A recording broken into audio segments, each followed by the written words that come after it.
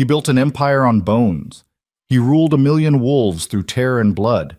And when fate handed him the one woman the ancient laws said was his mate, his equal, his other half, he looked her in the eyes and threw her away like garbage. Because he was afraid. The mightiest alpha who ever lived, afraid of a woman whose eyes held a white flame he'd never seen before. This is the story of what that fear cost him. Watch until the end, hit that like if this hits different, and drop your city name below. I want to know where my wolves are watching from. Post.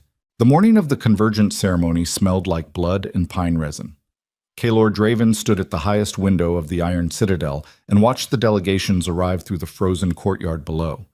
23 noble houses, 40 lesser pacts, 3 contested border lords who hadn't decided yet whether to kneel or die. They all came in the same way. Wolves flattened, chins down, eyes cutting sideways at each other because looking straight at him meant something they weren't ready to commit to. He'd built that. Every inch of that fear he'd built with his own hands over 19 years of war. He didn't feel anything watching them come in. That bothered him more than he let himself admit. The Valor delegation arrived before dawn, said Ronan, standing 2 steps behind him, his war captain. The only man alive who spoke to him in full sentences without rehearsing them first. They requested the eastern guest quarters instead of the northern wing. Lady Selene Valor leads the party personally. No male escort. Kaelor said nothing. That's unusual, Ronan added. The Valor bloodline hasn't sent a woman to court ceremony in 4 generations. House records say she specifically requested the audience with you. She can request whatever she wants. Kaelor turned from the window. His reflection briefly caught in the black mirror on the wall. He didn't look at it. He hadn't looked at his own reflection in 3 years. Ever since the last border war left a scar running from his left jaw to his collarbone that hadn't healed clean. Wolves healed from everything. That scar stayed. He'd stopped wondering why. What's her bloodline status? Confirmed white wolf lineage. 3 generations back, diluted. Mostly ceremonial at this point. Ronan paused. But she has the coloring. Full white. Eyes as well. A party trick for noble gatherings. Maybe. Ronan's voice stayed neutral in that specific way that meant he thought Kaelor was wrong and was calculating whether it was worth the argument. She's also unmarried at 24. No betrothal contracts. No pack affiliation. She's been running the Valor territory alone since her father died 18 months ago. Alone. Alone. Kaelor pulled on his gauntlets. Black iron set into hardened leather, the knuckles worn smooth from use. They were functional, not ceremonial. He'd stopped wearing the decorative war armor 3 years ago when he realized the weight was slowing him down and the fear his reputation generated was doing the work the armor used to do. Then she's either desperate or she's playing a longer game than her house can afford. He walked out without saying which one he thought it was. Petan. The Convergence Hall held 400 wolves standing. They were standing now.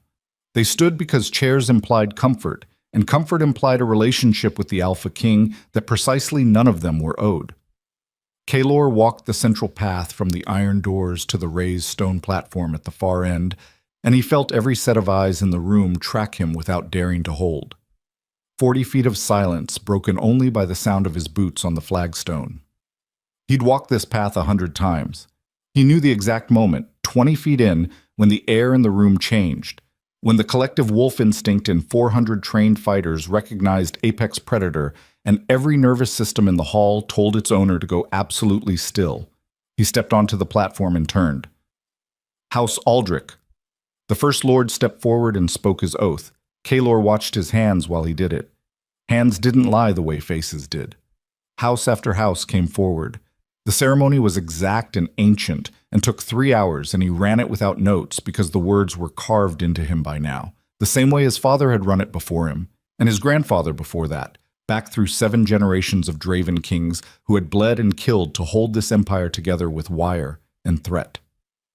Somewhere around the 14th house he felt it. It was subtle enough that he almost filed it under the ambient cold of the hall, a change in air pressure, a pull at the back of his sternum that had no physical source. He'd felt it 3 times in his life before. Once during a battle where the tide turned before he could see why. Once in the moment before a knife came out of shadow toward his throat. Once when he was 7 years old standing in a doorway watching something he'd spent the rest of his life trying to forget. His wolf went rigid. He kept his face still, kept his eyes on the Lord, currently swearing loyalty, and processed the words and gave the correct formal response and filed the response under automatic and put the rest of his attention on the sensation spreading through his chest like the first crack in river ice. Something was here that hadn't been here before. Something had arrived. House Valor. He didn't know which moment he'd been waiting for until it was already happening. She walked out of the gathered crowd from the east side of the hall, and she walked alone. No escort, no herald, just her own footsteps and 30 feet of open stone floor between her and the platform, and every wolf in the room turned to look at her with the specific, helpless attention given to things you couldn't not look at. She was white, not pale, white, the absolute colorless quality of new snow or stripped bone, and it wasn't weakness. Her hair ran loose past her shoulders and moved with the cold air from the high windows, and her eyes, when they found his face across the distance, were the gray of a sky about 2 minutes before a storm breaks open. She wore the Valor colors, deep blue, silver trim, but the formal cut of her coat was simple in the way that things are simple when the person wearing them doesn't need decoration to establish presence. She walked like she knew exactly where she was going. She stopped at the base of the platform steps and met his eyes without the downward cut. Just held his gaze, direct and steady, while the silence in the room stretched out 2 beats longer than the ceremony required. Lord Kaelor Draven, she said. Her voice was controlled. Low register for a woman, not performing. House Valor presents itself before the Empire and acknowledges your sovereign authority over these territories. She extended her hand, the formal gesture that required him to step down from the platform and take it, the physical acknowledgement of receipt that completed the oath bond. He stepped down. He reached for her hand. The moment his fingers closed around hers, the world cracked open down the center. He had no other word for it. It wasn't pain. It wasn't pleasure. It was something older than either of those things, something cellular and ancient and overwhelming that started at the point of contact and moved outward through his hand and up his arm and into his chest, where it hit the sternum like a concussive blow and then spread, burning, through every nerve he had. His wolf didn't just respond, it lunged forward with a recognition that had nothing learned in it, pure animal, pure certainty. He saw her absorb it too. Her face went very still in the half-second after contact, and her eyes changed, the gray going lighter, almost white, something igniting behind them that she hadn't put there deliberately. Her hand gripped his back. Not a defensive grip, a reflex. He released her hand. He stepped back onto the platform. He looked at the hall. 400 wolves were watching him with the careful attention of people who had just watched something happen that they didn't fully understand but instinctively knew mattered. House Valor, he said, and his voice came out level. He'd controlled harder things than this. He'd sat through interrogations with broken ribs and run battlefield commands with arrows in his shoulder. He controlled his voice now. Acknowledged. She held his gaze for one more second. Then she inclined her head and walked back into the gathered crowd, and the ceremony moved forward. He felt her in the room for every remaining minute of the next 2 hours. Like a brand pressed against the inside of his rib cage. There, precise and unwavering, tracking her position without his permission. That night he sat alone in his war room for 4 hours and thought about what it meant, and didn't like any of the answers he came up with. The formal dinner occupied the East Hall and ran late because the Border Lords wanted face time they hadn't earned, and Kaelor gave it to them anyway because strategic patience was cheaper than another 2 months of military positioning. He moved through the room with Ronan at his shoulder and said the right things and ate nothing and drank 1 cup of wine over 3 hours because he needed his head clear. She was across the room. He knew where she was without looking. He'd known since she walked in. He looked anyway. She was seated at the end of one of the long tables between a minor Aldrich heir who was talking too much and an older Valor steward who was watching the room the way stewards did when they were worried about their charge. She was listening to the heir talk. Her expression was composed. Her hands rested on the table, left hand, right hand, still. She wasn't performing enjoyment. She wasn't performing anything. She just sat there present and contained, and he could feel the bond radiating across 50 feet of crowded room like heat off a forge. "She's looking at you," Ronan said very quietly, beside him. "I'm aware." "The bond?" Kaylor didn't answer. Ronan was quiet for a moment. Then, "What are you going to do?" "Nothing." "Kaylor?" "I said nothing, Ronan." He said it quietly because he always said important things quietly. But Ronan went still the way he did when he recognized the specific timbre in Kaylor's voice that meant the conversation was over. Not because the king was angry, because the king had already decided. Kaylor crossed the room. She looked up when he was 10 feet away and didn't look surprised. He stopped at the edge of the table and looked at the Aldrich air until the air registered the proximity and went silent mid-sentence and developed urgent business elsewhere. The steward stood. Kaylor looked at him, and the steward looked back and then made the same calculation the air had made and stepped back 2 paces. Kaylor sat down across from her. She waited. "Celine Valor," he said. "Alpha King," she said. "You requested this audience." "I did." "For what purpose?" She tilted her head. It wasn't a coy gesture. It was the movement of someone considering whether the framing of a question tells you something more interesting than any answer would. "My father's death left the Valor holdings without formal standing within the Empire's compact structure. I came to negotiate terms." "You could have sent a representative." "I could have." She held his gaze. Up close, her eyes were more complex than the hall had let him see. The gray layered and shifting, some quality in them that kept pulling focus the way motion did. "I chose not to." "Why?" "Because I wanted to meet you." He was quiet. "That surprises you," she said. Not unkind, observational. "Nothing surprises me." The corner of her mouth moved, not quite a smile. "You felt it," she said, low enough that only he could hear it. "When we touched, during the ceremony." The sentence sat between them. "I felt the formal acknowledgement of a house oath," he said. "No, you didn't." He looked at her. She looked back. The bond sat in his chest like a coal, not burning hot, just present, constant, there. And she clearly felt it too. He could see it in the particular stillness of her face, the way people go still when they're managing something powerful. "The White Wolf bloodline is 3 generations diluted," he said. "Is it?" "House records indicate house records were written by people who had reasons to write what they wrote." She said it simply. "My bloodline is what it is. I've known what I was since I was 16 years old and shifted for the first time, and my entire pack fell to their bellies without knowing why." He studied her face, looking for performance, finding nothing but the thing she was actually saying, which was that she wasn't afraid of him, which was either the most foolish thing anyone had said to him in years, or, "What do you want from this conversation?" he asked. She met his eyes directly. "I wanted to see what kind of man you are, before I decided anything." "And what have you decided?" She was quiet for a long moment. "That you're more afraid than you've let anyone see in a very long time." She said it without cruelty, just the flat calm of someone stating observed fact. "And that you've built an entire empire as a wall between you and whatever it is you're afraid of." The room continued around them. Noise, wine, the elaborate theater of wolf politics.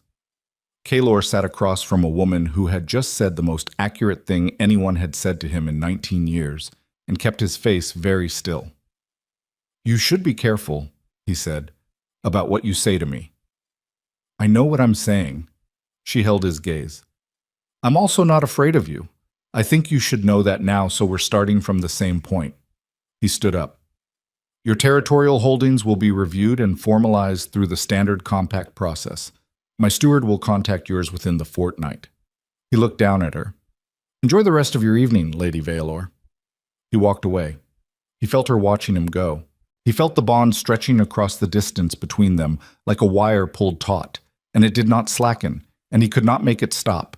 And that night in his war room alone, he sat for a long time in the cold and dark, and told himself it didn't matter, and could feel, with perfect clarity, that he was lying. She was still in the Citadel 3 days later. She had every right to be. The compact negotiations were legitimate and complicated and required actual time to work through properly. Kaylor conducted 2 of the 4 required sessions himself, which he didn't have to do but chose to do, and told himself it was because the Valor holdings covered a strategically significant river passage, and that was the entire reason. She negotiated like someone who had run her own affairs alone for 18 months and knew it. No performance of uncertainty. No deference beyond the formal minimum the ceremony required. She'd read every prior compact agreement her house had signed, knew where the language had been disadvantageous, and came to the table with specific counter-language already drafted that addressed the gaps without overreaching. He respected it. He didn't say so. He felt her the whole time. 3 days of the bond sitting in his chest like a compass needle, always knowing her direction, always knowing she was within the Citadel walls, always knowing, pointlessly, irritatingly, that she was 200 feet to the east and 3 floors down. On the 3rd evening, he found himself standing in the eastern corridor for no reason he could justify. She was coming down the corridor from the other direction. She stopped when she saw him. He stopped when he saw her. They stood in the empty hallway 12 feet apart in the guttering light of the wall torches, and neither of them said anything for a long moment. "You've been avoiding me outside the negotiation sessions," she said. "I've been running an empire. You've been avoiding me." He looked at her. She was wearing something simpler than the ceremony clothes, practical travel wool, her hair pulled back. She looked like someone who had been sitting up late doing paperwork, which she probably had been. She looked completely real in a way that made the bond in his chest pull with a sharpness that he had been 3 days trying to dull. "What do you want, Celine?" She walked toward him, slowly, stopped 4 feet away, close enough that he could feel the warmth off her skin, close enough that the bond stopped being a general pressure and became something precise and localized and almost unbearable. "I want to know if you're going to do something about this," she said, "or if you're going to spend the rest of your life running. I don't run from anything. You've been running from this since the moment you felt it." Her voice wasn't accusatory. It was direct the way hard facts are direct. "I felt it too. First touch. Both of us. Simultaneous. That's not diluted bloodline. That's not a party trick. You know what that is." It's a biological response to proximity between Kaylor. His name in her mouth stopped him mid-sentence in a way nothing had stopped him since he was a child. She looked up at him, all that gray storm color in her eyes, and spoke plainly. "It's the bond. You know it is. I know it is. Pretending otherwise is costing both of us energy we could use for something real." He looked down at her. He wanted to say something brutal, something that would end this and end it cleanly, and let him go back to the empire that he understood, the empire made of war and calculation and things that didn't do whatever this was to his chest every time she stood close. He ran through the words and found them and opened his mouth, and then he reached out and touched her face. He didn't plan it. His hand moved before the decision did, his thumb tracing the line of her jaw with a gentleness that didn't belong to any version of himself he'd operated as in the last 19 years. And she turned her face slightly into his hand and closed her eyes, and the bond erupted through him with a force that nearly took his footing. He pulled his hand back, stepped away. She opened her eyes and looked at him with the careful composure of someone who had just felt the same thing he had. "I need to think," he said. "I know," she said. He walked away. His hand felt different from the rest of his body for the next 4 hours. Not painful, just alive in a way that didn't go away. Ronan found him on the Citadel wall at midnight.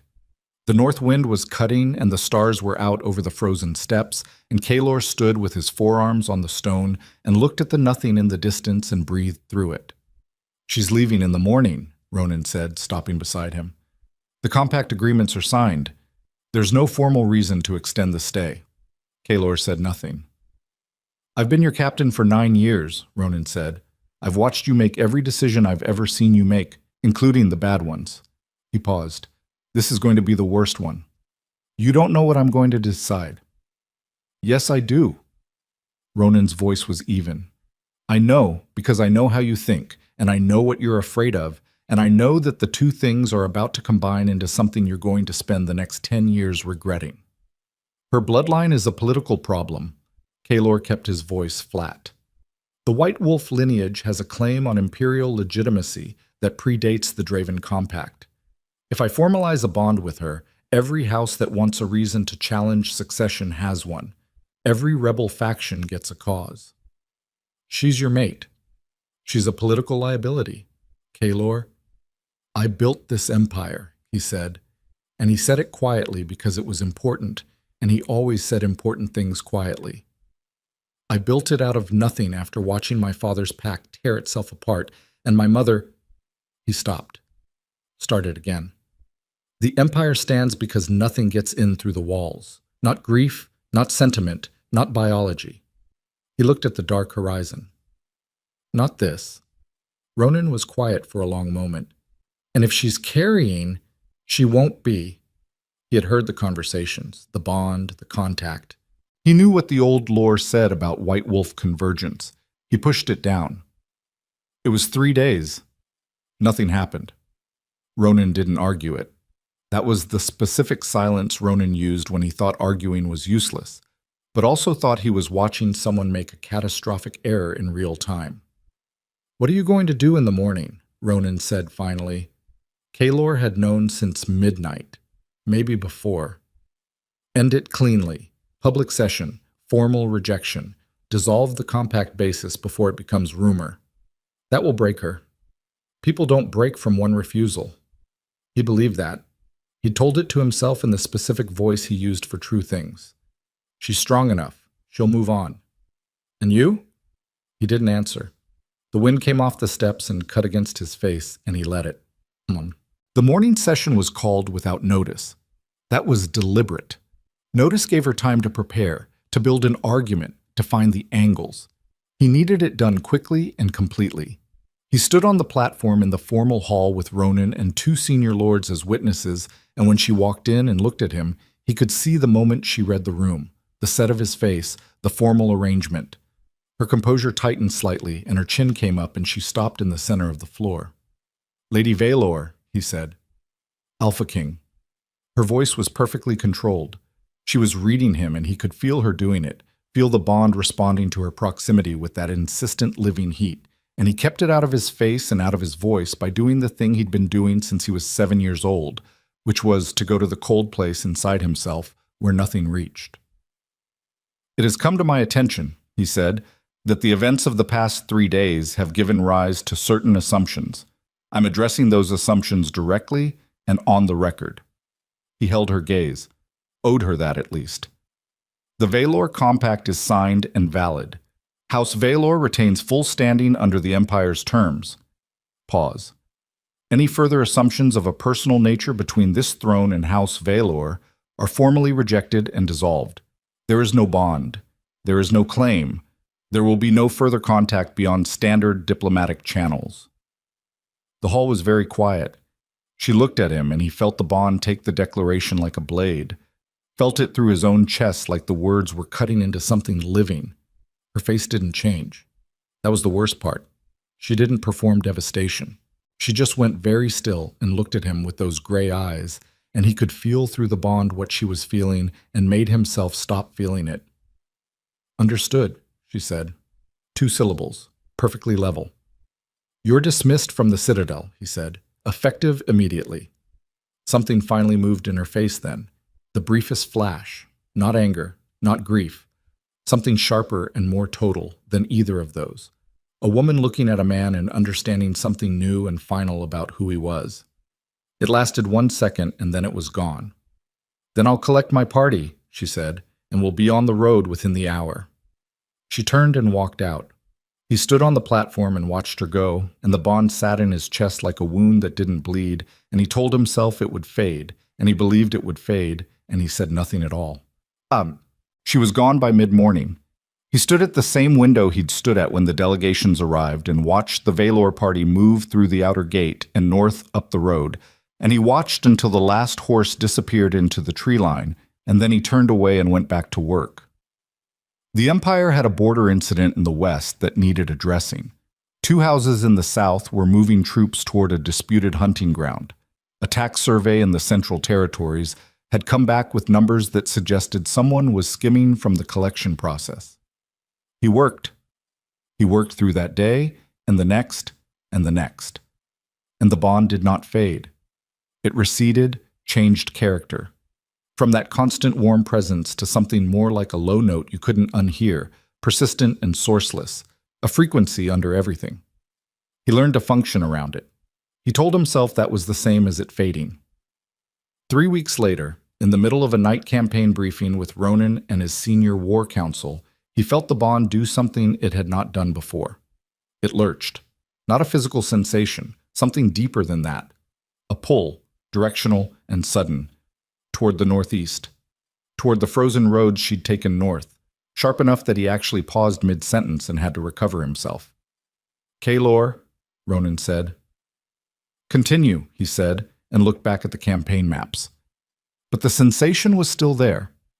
The bond, which had been receding, had just pulled in a completely different direction, changed character entirely into something he had no framework for, and was now doing something at the base of his chest that was less like a compass needle and more like something new, like something beginning. He didn't know what it was. He didn't ask. He told himself it was nothing. He went back to his war maps, and the new thing continued, quiet and persistent, in the exact direction Celine Valor had disappeared 3 weeks ago into the frozen north. 4 months later, a courier arrived from House Valor's northern steward with a compact renewal notice. Standard language. No personal content. Signed by a proxy in Celine Valor's name. She had not returned to any noble gathering since the morning she walked out of the Draven Citadel. She had not been seen publicly at all, and the bond, which every piece of wolf lore Kaylor had ever studied said should have been weakening towards severance, was doing the opposite. Growing, deepening, pulling northeast with an insistence that was starting to feel less like a connection between two wolves and more like a connection between three. He didn't have an explanation for that yet. In another 4 weeks he would, and by then it would be too late to undo what his pride had built. 3 years is a long time to watch an empire eat itself. Kaylor Draven stood in the war room and looked at the campaign map and did the math he'd been doing every morning for 18 months. The numbers hadn't improved. The western border was bleeding again. Not a clean military engagement, which he could have solved in 6 weeks, but the slow hemorrhage of a rebellion that wouldn't commit to open battle and so couldn't be answered with open battle. It scattered when he rode toward it and reformed when he rode away, and cost him 40 to 60 soldiers a month in skirmishes, ambushes, and the specific misery of fighting people who lived on the terrain and knew it the way his army never would. The South had the tax problem, which had metastasized from skimming into something structural, someone embedded deep enough in the collection apparatus to redirect entire district revenues without leaving a clean trail. He'd put 3 investigators on it. 2 of them had stopped sending reports. The North was quiet, which was the most concerning thing of all. "Lord Malrek wants the Eastern campaign decision by the end of the week," Ronan said from the doorway. Kaylor didn't look up from the map. "Tell him he'll get it when I've made it." "He's been waiting 6 weeks. "Then he can wait 7. Ronan came into the room and stopped on the other side of the table. He looked at the map for a moment. Then he looked at Kaylor with that specific expression that meant he was about to say something Kaylor hadn't invited. "The bond. Ronan, you look like you haven't slept in 2 weeks. 3 weeks, Kaylor said, without intending to. He looked up from the map. Ronan's face held no satisfaction at having gotten an honest answer, just the flat concern of a man who'd watched something go bad slowly and couldn't stop it. "It's changed again." "Changed how?" Kaylor set down the stylus he'd been holding, stood back from the table. The bond had been doing something for the last 4 months that he had no framework for. That 3-way quality. The sense of something doubled where there should only have been one. He'd written it off as degraded perception, the bond severing unevenly. He'd read the lore, and the lore said bonds didn't sever, they faded. And maybe what he was feeling was the fade. But it wasn't fading. "It's louder," he said. Ronan said nothing. It's not weakening towards silence, it's amplifying, and it's directional. Northeast, always northeast. He looked at the map, at the frozen roads running up toward the Valor territory, and past it, past the last compact borders, and into the wild northern reaches, where the pack boundaries dissolved into territory that nobody claimed and nobody patrolled. She went north. Yes. Past the Valor holdings. Her steward's proxy correspondence comes from the northern edge of her territories. No specific location. Ronan paused. We haven't tracked it further. Why not? Ronan looked at him steadily. Because you told me not to. Kaylor turned away from the map. He walked to the window. The Citadel courtyard was gray and cold below him, the early winter just starting to put frost on the stone. He breathed in the cold coming through the glass and tried to feel the bond clearly through the noise of 3 years of Empire management, and found it immediately because it was always there, always exactly there, northeast, louder than last week, and now carrying that strange doubled frequency that something moved in him, something ancient and physical and not under his control. He turned around. Get me Malrek. Lord Malrek Voss was 43 years old and had been Kaylor's war advisor for 7 years, and in those 7 years he had made himself genuinely indispensable, which was the most dangerous thing a man could make himself. He was narrow-built with a scholar's posture and a soldier's eyes, dark, quick, missing nothing. He walked into the war room and read the atmosphere in roughly 2 seconds and organized his face into attentiveness. Alpha King. The rebellion in the West, Kaylor said. Tell me something new. Malrek came to the table. He didn't look at the map with the performed thoughtfulness that some advisors used. He looked at it the way he always did, directly, immediately, like he'd already thought about the question and was retrieving a filed answer. The Western cells are being coordinated. I've suspected it for 6 months. The scatter pattern when we advance is too clean for organic resistance. Somebody is reading our movements before we make them. Which means someone with access. Which means someone here. Malrek said it without inflection. I've been building a candidate list. It's slow work. Whoever it is, they're careful. He looked at Kaylor. I'll have something concrete in 6 to 8 weeks. I want it in 3. Then I'll need more latitude. You'll have it. Kaylor held his gaze. What else? Malrek's expression shifted. Barely. Something coming forward that he'd been deciding whether to say. The Southern revenue discrepancy. My own investigation, separate from yours. He reached into his coat and put a folded document on the table. I know who it is. Kaylor looked at the document, didn't pick it up yet. Who? Lord Cassian Vorn, 2nd District Collector, Southern Compact. Malrek's voice stayed even. He has family connections to 3 of the Western rebel cell leaders. I believe the revenue is funding the rebellion directly. Kaylor picked up the document. Read it. The evidence was there. Transaction records, correspondence intercepts, geographic patterns that mapped cleanly onto the rebel activity timeline. Clean work. Thorough. He looked up at Malrek. When did you have this? I've been building it for 4 months. I wanted to be certain before I brought it to you. 4 months. Kaylor set the document down. Why not come to me sooner? Because you would have acted before the evidence was complete, and Vorn would have disappeared and we'd have lost the thread back to the Western cells. Malrek held his gaze. I made a judgment call. I believe it was correct. The logic was sound. The reasoning was the reasoning Kaylor himself used. He filed the discomfort he felt at Malrek's independent timeline under the category of necessary advisor behavior and didn't let it change his face. I'll deal with Vorn within the week. What do you need to move on the Western Coordination Network? Authorization to access the Courier Archive. Full access, not filtered. Done. Kaylor looked back at the map. I also want a report on the Northern Territories, specifically the unincorporated land north of the Valor holdings. Pack activity, any new settlements, any patterns of unusual movement in the last 3 years. He felt Malrek go very still. It lasted less than a second. A professional stillness, the kind that most people wouldn't catch. Kaylor caught it. He kept his eyes on the map. That's Specific, Malrek said. His voice was unchanged. Any particular reason to focus there? I'm running an empire, Kalor said. The North being quiet is a reason. Of course. A beat. I'll have something for you. That's all. Malrek collected the document from the table and left. Kalor stood alone in the war room and thought about that single moment of stillness and what it might mean, and filed it where he filed things he wasn't ready to look at directly, and went back to the map. Ronan found him at the stables at dusk. Not because anything was scheduled for the stables. Kalor had simply needed to be somewhere that wasn't the war room or the throne hall, somewhere that smelled like horses and hay and cold work, and had walked there with the specific aimlessness of a man who had too many things in his head and needed to put his hands on something physical.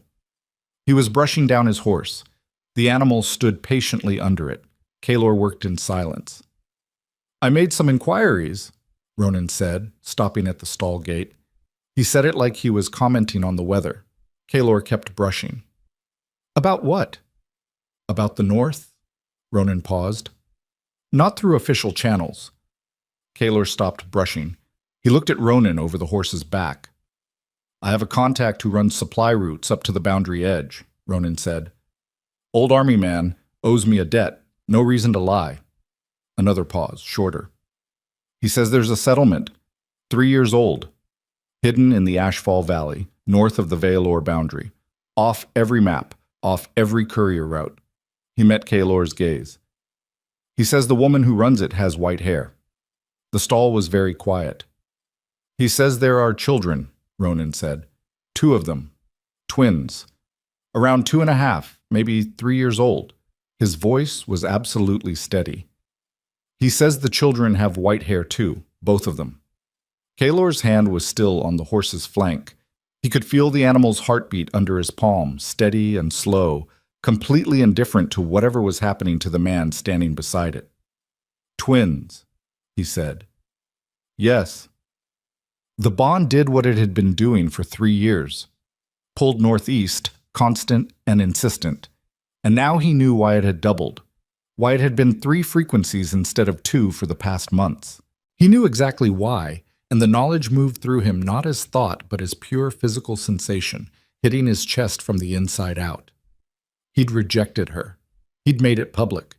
He'd sent her north with nothing. No protection, no resources beyond whatever the Veilor Compact covered. No acknowledgement, no truth. He'd stripped the bond of its name and called it nothing, and watched her walk out of his hall and told himself it would fade. She'd been raising his children alone in a hidden valley in the frozen north for nearly 3 years. She didn't tell me, he said. No, Ronan's voice was careful. She didn't. She should have. He stopped, hurt himself, put the brush down and looked at the stall wall. She should have told him. She had every right not to tell him. Both of those things were true at the same time, and the space between them was the direct consequence of everything he'd decided 3 years ago in a midnight war room and called strategy. There's more, Ronan said. Kalor looked at him. My contact heard something else on his last run 2 weeks ago. Campfire talk at a way station. Men moving north who weren't supply runners and weren't border patrol. Ronan kept his eyes steady on Kalor's. He said they had the look of hired work. Armed, coordinated, not talking about where they were going. Direction. Northeast. Kalor moved. Not a considered movement. Instinct. The wolf moving before the man processed the math, stepping out of the stall and heading for the stable door with a velocity that made Ronan step back. How long ago? Kalor said. 2 weeks. Ronan was moving with him now. If they've been traveling hard, they're already there. He stopped walking, stood in the stable doorway with the cold evening air hitting his face, and did the math. 2 weeks. Good riders pushing north in winter conditions. They were already there, or close enough to there that the difference was hours, not days. Who hired them? I don't know yet. Find out. He turned. Tonight, whatever you have to do. And you? He was already calculating what he needed. How many men he could pull and ride with and still move fast. How many days to the Ashfall Valley from here? What condition the roads north would be in at the front edge of winter. I'm riding north, he said. Kaylor, if you go yourself, she's out there alone with my children and someone sent assassins. He said it flat and hard, the way he stated campaign objectives. I'm riding north. Pick your best 20 and meet me at the outer gate in 1 hour. Ronan looked at him for a long moment, not arguing. Past argument now, past the point where any version of Ronan's counsel was going to change what Kaylor's body was already committed to.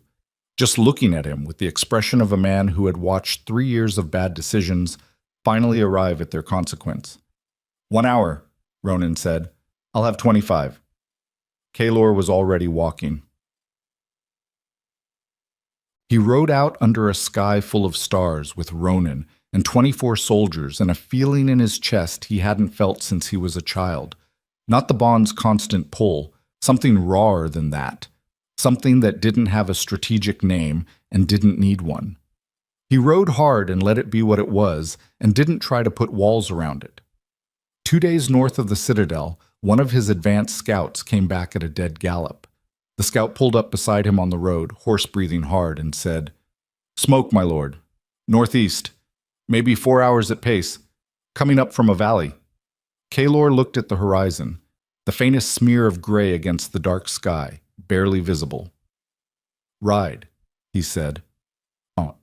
They reached the valley edge in 3 hours because he pushed the pace past safe and nobody argued. He smelled it before he saw it. Wood smoke and something sharper underneath. The specific scent of a fight, blood and torn earth, and the burned metal quality of wolves who had shifted hard under extreme stress. He crested the valley ridge and stopped. Below him, a settlement. Small, hidden, built into the tree line with the careful architecture of people who didn't want to be found. 3 buildings still standing. One on the south end burning, flames low and orange in the dark. And in the clearing between the buildings, bodies. 8 of them, armed, dead. And in the center of the clearing, a woman in a white wolf's form, standing over 2 small shapes with her back to the tree line and her head up and blood running dark across her shoulder where something had connected before she'd ended whoever threw it. She turned when she heard the horses on the ridge. He saw the moment she recognized him. Even from that distance, even in wolf form, he saw it in the change of her stance, the way she stepped forward and then stopped and then stepped forward again. Not toward him, away from the 2 small shapes behind her, putting herself between. He dismounted. He walked down the ridge alone, leaving Ronan and the soldiers at the top, because whatever happened in the next 5 minutes needed to happen without an audience. She shifted as he got close. Wolf form dissolving. Her standing in the clearing in torn clothes with blood at her shoulder and her white hair loose and her gray eyes watching him the way you watch something you can't afford to trust, even if part of you wants to, even if something in you is pulling toward it with a force that had no strategy in it at all. He stopped 6 feet away. She was breathing hard, not from fear, exertion, the deep uneven breathing of someone who'd just burned through everything they had and was running on the other side of the edge. Behind her, 2 small faces peered out from the shadow of the trees, white-haired, enormous eyes, watching him with an expression that was not afraid and was not welcoming and was something more complicated than either. Kaylor looked at them. He looked back at Celine. She was looking at him with 3 years in her eyes, 3 years of what he'd done and why she'd gone and what it had cost her and what she'd built out of that cost and what she was willing to do to protect it. All of it visible. None of it spoken, all of it sitting in the 6 feet of cold night air between them. "You need a healer for that shoulder," he said. "I've handled worse," she said. "I know." He looked at the bodies in the clearing, back at her. "I know you have." The twins moved. The smaller one, the boy, he thought, something in the bone structure, stepped out from behind his mother's legs and stood in the clearing with his feet apart and his white hair disheveled and looked at Kaylor with the specific, unimpressed assessment of a 3-year-old who had just watched his mother kill 8 armed men and wasn't sure the newcomer was an improvement. "Mama," the boy said. His voice was already somehow substantial for a child that size. "Who's that?" Celine didn't answer immediately. Kaylor looked at his son. His son looked back at him. "His name is Kaylor," Celine said, and her voice was absolutely level, giving the boy the truth without a frame around it, without the softening or the explanation, just the fact, and the fact sat in the burning clearing like a stone dropped in still water. The boy considered this for a long moment with the gravity that only very small children and very old wolves brought to important questions. "Does he know how to fight?" the boy said. "Yes," Kalor said. The boy looked at him for another moment, then turned back to the tree shadow and said something to his sister in a low voice that Kalor couldn't catch. He looked at Celine. She was watching him with something in her face that wasn't forgiveness and wasn't war, but was maybe the very beginning of a question she hadn't decided to ask out loud yet. "There will be more," she said. "Whoever sent these 8 will know they failed." "I know." He held her gaze. "That's why you're coming back with me." Her chin came up. "Not as a prisoner," he said before she could say the thing she was clearly about to say. Not the way it was before. But you're not safe here and I need to know who sent them, and until I do, I can't protect you from 1,000 miles away." His voice came out rougher than he intended. "Let me—" He stopped. Started again. "Let me do this." She looked at him, at the bodies in the clearing, at the burning building, at the 2 children watching from the shadow, both of them looking at Kalor now with matching expressions of cautious and unimpressed assessment that was so deeply familiar in its bones that it knocked something loose in his chest he hadn't known was still latched.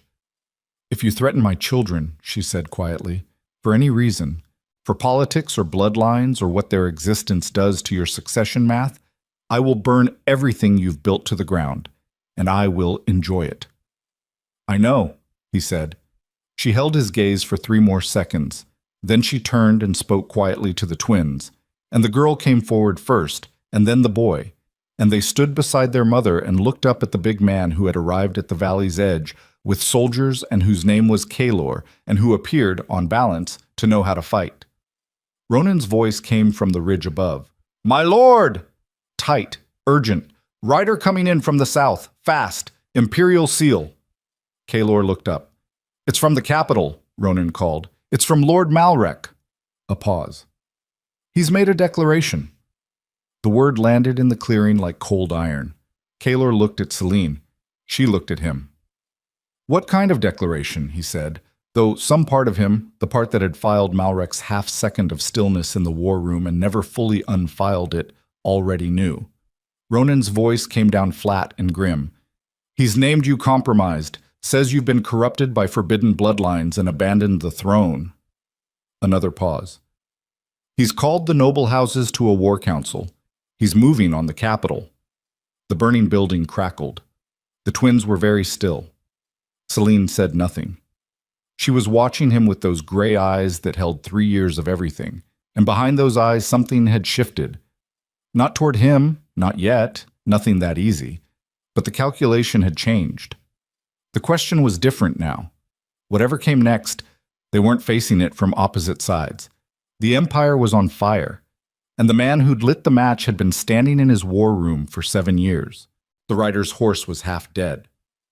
Kalor could see it from the valley ridge, the animal's flanks heaving, foam dried white along its neck, legs trembling on the frozen road with the specific mechanical quality of a thing that had been pushed past the point of choice into the territory of pure will.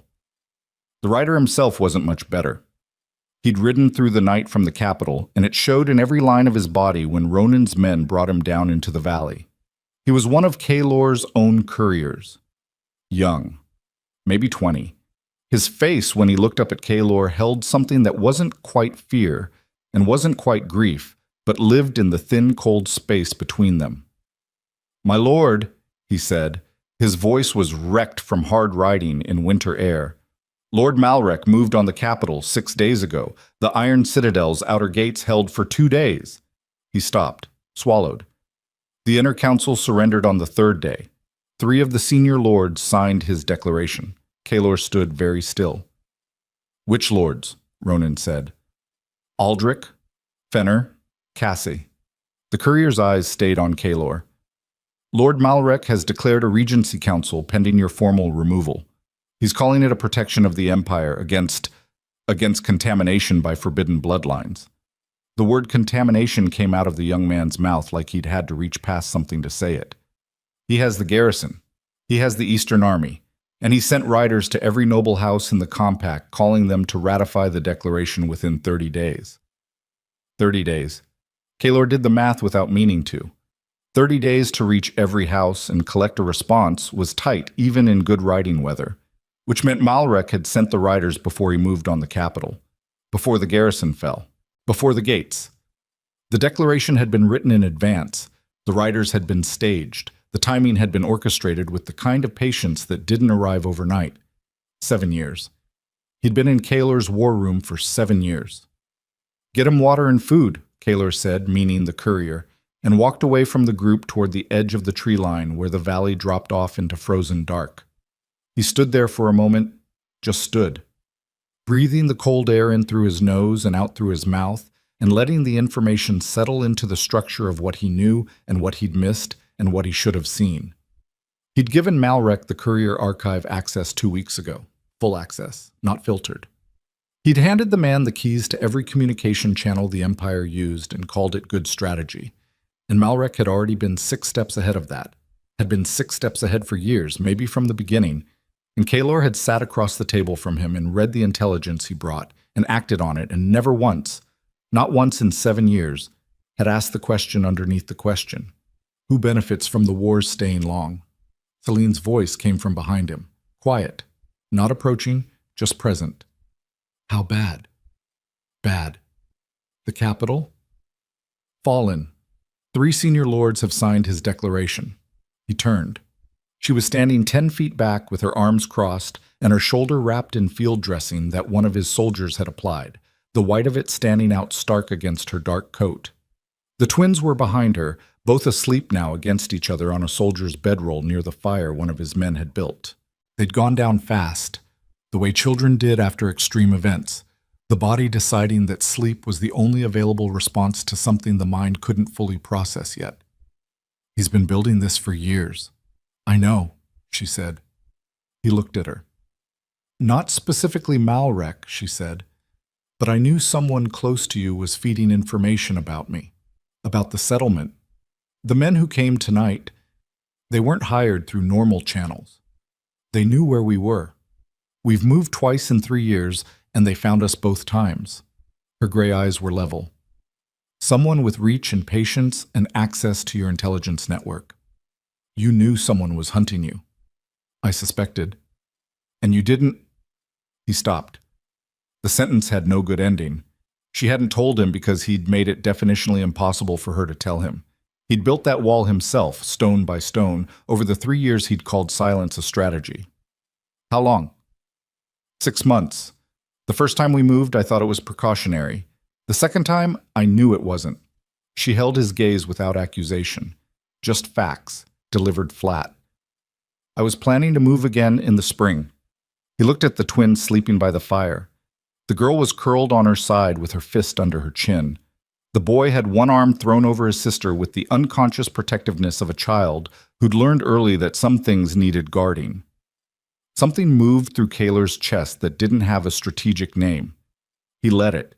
Didn't try to put a wall around it because the walls had done their work, and here was the result.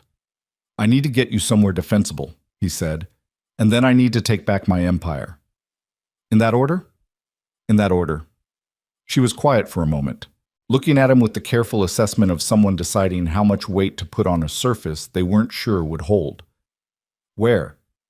The Valor Holdings, your northern edge, not the main house, the garrison post at Redfall. It's stone, high ground, defensible approaches, and it's not in any of Malrek's known intelligence from the archive because I never put it in the archive. He watched her face. It'll buy us time. Time for what? For me to figure out which lords haven't signed his declaration and how many are waiting to see which way this breaks before they commit. He looked at the dark valley, at the bodies his men were dealing with in the clearing, at the burning building reduced to low orange coals. Malrek is smart, but smart men build complicated structures, and complicated structures have more places to fail. She nodded. Once. Not agreement exactly, more like acknowledgement that the plan was the plan, and standing in a burned valley arguing the alternatives wasn't useful. We move at first light. At first light, he said. He turned back to the darkness, and she went back to the fire, and they stood in the same cold valley, not speaking, and the distance between them was different from what it had been 3 years ago. Not smaller exactly, just different in kind. 3 years ago, the distance had been a choice. Now it was a wound, and wounds, unlike choices, had to be worked through from the inside. They rode hard for 2 days with the twins bundled and the soldiers cycling watch, and Kaylor sleeping 2 hours out of every 24 in the saddle, which was a skill he'd learned during the Northern Border Campaign a decade ago and never fully forgot. The boy, Soren, Celine had told him, quiet and without ceremony, just the name offered like a stone set in an open hand, rode in front of one of the soldiers on the second day, after refusing for the entire first day to be carried by anyone he hadn't personally assessed. He sat up straight with his white hair whipping in the road wind and watched the terrain pass with a focus that was unsettling in a child that size. Not afraid. Taking inventory. The girl, Lyric, rode with Celine, asleep for most of the first day and quietly observant for the second. She had her mother's eyes, that layered gray, deep and shifting. And she watched Kaylor with the particular attention of a child who has learned that new people in the environment are data before they are anything else. On the second evening, at the campfire, Kaylor was going through the courier's documents when he heard small feet on frozen ground behind him. He didn't turn immediately. He waited until the feet stopped, which they did, about 4 feet back, and then he turned. Lyric stood in the firelight looking at him. She was holding something, a small carved figure, rough wood, the shape of a wolf. Someone had made it by hand recently, the cut still pale where the wood was fresh. "Soren made that," she said. "He makes them when he's thinking about something." "What's he thinking about?" Kaylor said. She tilted her head with a directness that was her mother in miniature. "You." She looked at the figure in her hand. "He says you smell like the bond." "Like Mama, but different." She looked up. "I told him that doesn't make sense." "What did he say?" "He said lots of things don't make sense, but they're still true." She considered this with the solemnity of a child reporting a peer's philosophy. "He thinks like that. It's annoying." Kaylor looked at the carved figure. "Can I see it?" She looked at him for a moment, then stepped forward and held it out. He took it carefully. The carving was rough, but not random. The proportions deliberate, the wolf's stance recognizable. Aggressive, but not attacking, waiting. He turned it over in his hand. "Will you protect us?" Lyric said. He looked up at her. "Mama says we don't need protecting," she said. "She says that to make us feel strong, but I know the difference between what she says to make us feel strong and what is actually true." Her gray eyes held his steadily. "So I'm asking you directly. Will you protect us?" Kaylor looked at this child. His daughter, a fact his body understood entirely, and his mind was still constructing a framework around.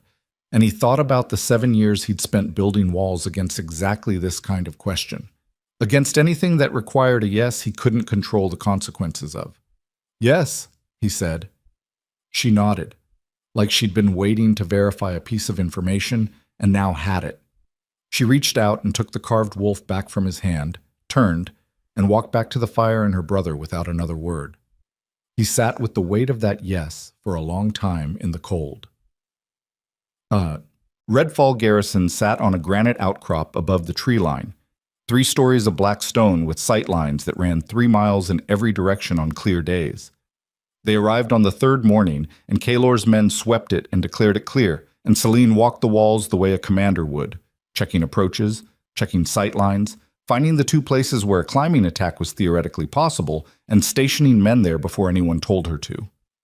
He watched her do it and said nothing. That afternoon, Ronan pulled him into the garrison's main room with the look on his face that meant the news had finished getting worse and arrived at something new. "I've been working the courier's documents," Ronan said. He put 3 sheets on the table. "Malrek's declaration has language in it I've seen before." He pointed to a specific passage. 7 years ago. In the report that triggered the Northern Border Campaign. The one that justified the push that eliminated the last 3 independent wolf clans north of the compact line. Kaylor looked at the language. Read it. Same phrasing, Ronan said. Contamination of imperial bloodlines, protection of pack law purity. The same argument, 7 years apart, used to justify two completely different military actions. He paused. I think Malrek has been running a version of this playbook since before he joined your council. Since before. I think he came to you already running it. Kaelor straightened up, looked at the far wall, thought about Malrek's file when he'd first recommended him. Clean record, military intelligence background, a series of successful assignments under 2 previous lords. References he'd checked personally. A history that read without gaps. A history written to be read. He embedded himself, Kaelor said. Yes. Into my council, to run the wars longer, to keep the Empire fractured just enough that I needed him. Yes. Ronan's voice was even and careful. There's one more thing. He put a 4th document on the table. Older, the edges worn. I found this in the archived materials the courier brought. It's from 12 years ago, a field report from a border engagement, one of the original Northern Campaign actions. Kaelor looked at it. The engagement at Vale Ridge, Ronan said. Quiet now. Very quiet. The one where your mother was killed. The room went completely silent. Kaelor looked at the document. It was a field report. Standard format, coordinates, casualty lists, the dry bureaucratic language of military record-keeping. His eyes moved to the signatures at the bottom. The standard sign-offs, the intelligence advisor who had provided the position data that placed his mother's convoy on that road that day. The signature was 12 years old. The handwriting was one he'd seen for 7 years across a war room table. He stood very still. His mother. She'd been traveling to negotiate a pact treaty with the northern clans, a peace process she'd been building for 3 years, the one his father had been skeptical of, the one that would have changed the entire architecture of the Empire's relationship with the North. She'd been on a specific road on a specific day, and the rebels who'd ambushed the convoy had known exactly where she'd be, because someone had told them where she'd be, someone with access to her travel plans, someone in an intelligence position 12 years ago. He'd been 7 years old. He'd stood in a doorway.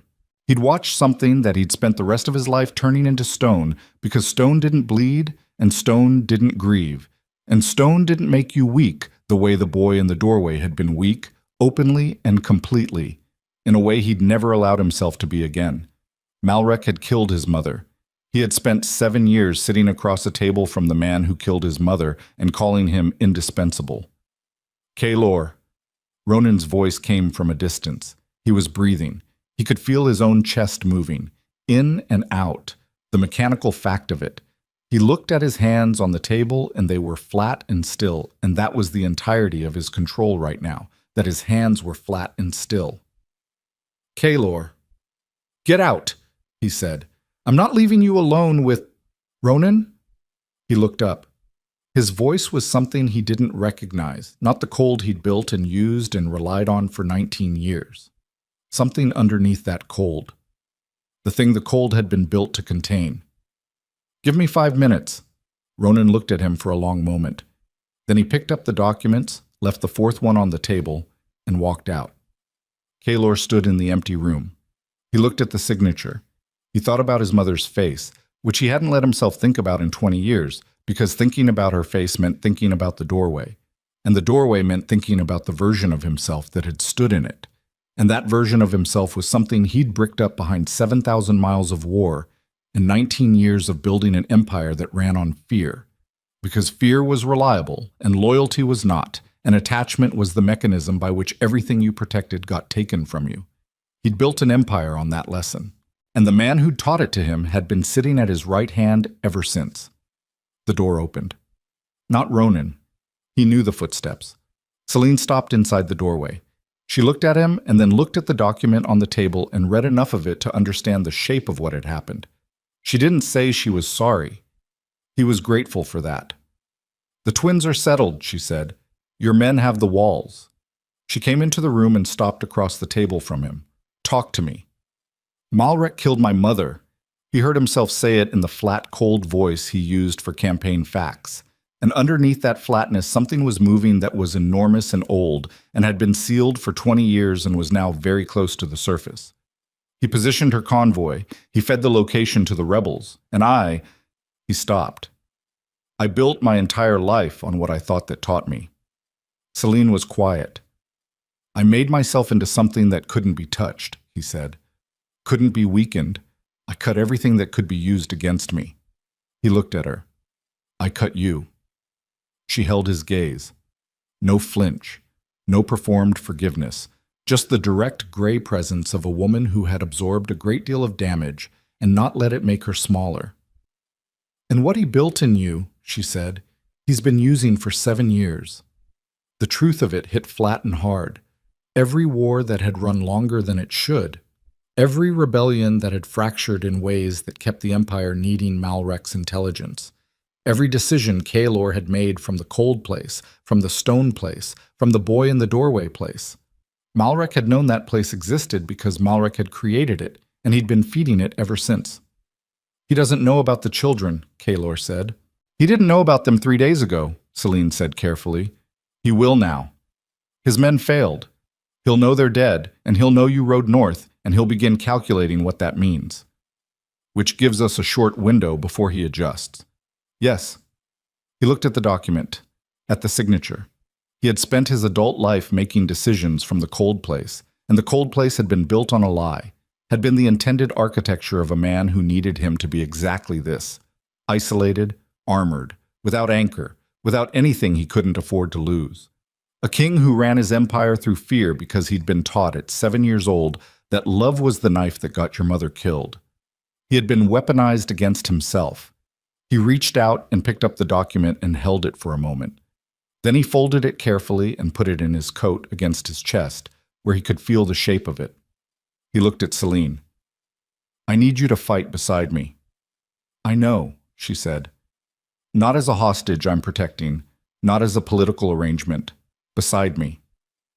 She looked at him with 3 years and a burned valley and 2 children sleeping on a garrison cot behind her, and she said, Show me the battle plan. Outside, the winter deepened. In the capital, 300 miles south, Malrek Voss sat in the throne room he'd spent 20 years engineering and waited for word from the north. The word, when it came, would tell him his 8 men were dead. It would tell him the Alpha King had ridden north himself. It would tell him the pieces were moving. What it would not tell him, what he could not have calculated, was the thing that had changed in the garrison room at Redfall, when a king read a 20-year-old signature and felt the cold place crack open and understood, for the first time, what he'd actually been built to be. The Empire was about to learn what Kaelor Draven looked like when he stopped fighting from behind walls. And the man who'd built those walls was not going to be ready for it. The battle plan took 4 hours. Kaelor spread what maps he had across the garrison table, and Celine stood across from him, and they worked it the way 2 people work a problem when they're past the point of performing confidence at each other. Directly, arguing the weak points openly, neither of them pretending the numbers were better than they were. The numbers were bad. Malrek held the capital with the Eastern Army, 12,000 trained soldiers, the garrison, and whatever mercenary contracts he'd had staged before he moved. 3 noble houses had signed. The others were waiting, and waiting in a civil war meant the same thing it always meant. They'd sign with whoever looked like they were going to win. Kaelor had 24 men at Redfall, and whatever loyalty he could pull from the lords who hadn't yet committed. The Western Rebellion, Celine said, her finger on the map. If Malrek was running it, it doesn't serve him anymore. He's got the capital. The rebellion was a tool for keeping you extended and distracted. Now it's just noise that costs him resources. He'll try to stand it down, Kaelor said, which means the Western rebel commanders suddenly have no patron and no clear enemy. She looked up. Some of them will go home. Some of them will look for the next offer. She held his gaze. You could offer first. He looked at the map, the Western territories. 3 years of men bleeding in the tree lines and the rocks, men fighting a war that Malrek had been feeding from both ends. They'd be fighting beside Imperial soldiers they'd been killing for 3 years. Yes, she said, which is why you'd have to be the one to ask. Not a proxy, not a letter. You. He understood what she was saying, not a strategic appeal. a personal one. An alpha riding into hostile territory and standing in front of men who had every reason to put an arrow in him and asking for something that required them to decide who he actually was rather than what they'd been told he was. He hadn't operated that way since before his mother died. "I'll ride west at first light," he said. Ronan, who had been standing against the far wall absorbing all of this with the focused silence of a man building operational plans in his head, said, 3 days to reach the main western cell commanders. 3 days back. That's a week before you can move on the capital." "Then we have a week." Kaylor looked at Celine. "Can you hold Redfall?" "I'll hold what needs holding," she said. He believed her. He rode west with 6 men and no banner. The western commanders met him with crossbows and suspicion and the particular hostility of people who'd learned to treat unexpected gestures from the Empire as the setup for something worse. He stood in a forest clearing in the second day's gray morning light with weapons aimed at him from 3 directions and said what he needed to say without dressing it in anything strategic. He told them about Malrek, about the coordination evidence, about the revenue feeding their operations from the Imperial Treasury for 3 years, not out of sympathy, but because a rebellion that kept bleeding without resolving served Malrek's positioning better than either a victory or a peace. He told them about his mother. He hadn't planned to tell them that. It came out because it was the truth underneath the truth. And in that clearing with crossbows aimed at his chest, he was done building structures around it. The man who'd positioned her convoy 20 years ago now sat in the Imperial throne room and was using the war he'd engineered to ratify himself as the Empire's protector. The commander of the Western Cell was a woman named Bryn, 40 years old, gray-streaked, missing 2 fingers on her left hand from a skirmish she'd walked away from when other people hadn't. She listened to all of it without expression. Then she said, "Why should we believe a word out of your mouth?" "You shouldn't," he said. "Not automatically." He held her gaze. "But you've been fighting for 3 years and your ranks are thinner and your territory isn't any freer and the man who's been supplying your intelligence just seized a throne. You can do the math on what that means for your future without me explaining it." She looked at him for a long time. "What do you want from us?" she said. "I want fighters who know the terrain around the capital. I want commanders who can move without supply lines for 10 days. I want people who are angry enough about being used to do something about it." He kept his eyes steady on hers. "I can't promise you the empire you wanted 3 years ago. I can promise you a seat at the table when it's rebuilt. Real language in the new compact, real representation. And if you lose..." "If I lose, you're no worse off than you are now, and you'll have fought for something true instead of something manufactured." Bryn looked at her lieutenants, a silent exchange that had years of shared history in it. Then she looked back at Kaylor. "We ride in 3 days," she said. "Don't make me regret it." He rode back to Redfall with 200 Western fighters committed and the specific exhaustion of a man who had just done something he couldn't undo and knew it was right and was terrified of it anyway. The march on the capital took 6 days. Word had moved faster than the army. It always did. And by the 3rd day, 2 of the unsigned noble houses sent riders to meet Kaylor on the road with commitments that were careful and conditional and good enough. By the 5th day, a 3rd house committed fully. Lord Cassie defected from Malrek's declaration with a written apology that Kaylor read once and didn't respond to, and filed under things to deal with after. On the 6th morning, they came over the last ridge, and the capital spread below them in the winter light, gray stone and iron and the distant glint of the river cutting through the lower districts. The Imperial standard flew above the citadel. Not Kaylor's standard. Malrek's new seal, a clean break, the Imperial wolf redesigned with the contamination language stripped from it. The symbol of something that had been waiting a long time to be exactly what it now was. Kaylor sat on his horse at the ridgeline and looked at it and felt the bond at his chest, present and pulling, and realized Celine was riding up beside him. She'd ridden from Redfall with the twins in protected rear guard, against his stated preference and without asking him. He'd accepted it because arguing it with her was a waste of time he didn't have, and because she was right that she belonged in this fight, and he was done making decisions for her under the guise of protecting her. She stopped beside him and looked at the capital. "He'll have prepared for a siege," she said. "He doesn't think I have enough to break one," Kaylor said. "He doesn't know about Bryn's people." "He'll know soon. His scouts have been tracking us since yesterday. Yes. He looked at the citadel, at the flag, at the walls where he could see the glint of garrison soldiers positioned in numbers that confirmed Malrek had staged this carefully, had known an attack was coming, and had used the weak to fortify. He wants me to hesitate at the walls, wants the noble houses watching to see me stop and recalculate and look uncertain. He looked at Celine. He's built his legitimacy on the argument that I'm compromised. The longer this looks even, the more that argument holds. So don't hesitate, she said. So don't hesitate. He turned to Ronan. Signal Bryn. Western approach. As planned. We move in 2 hours. The battle for the capital broke open at midday. Bryn's fighters hit the western gate from the tree line with the specific ferocity of people who'd been angry for 3 years and had finally found a target that deserved it.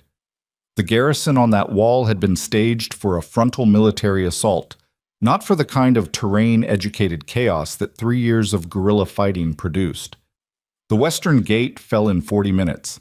Kaelor came through the main approach with his own force simultaneously, and the math that Malrek had calculated, the careful balance of garrison and wall and Eastern Army positioning, started coming apart at the points where it had assumed Kaelor would behave like the man Malrek had spent 7 years shaping him to be.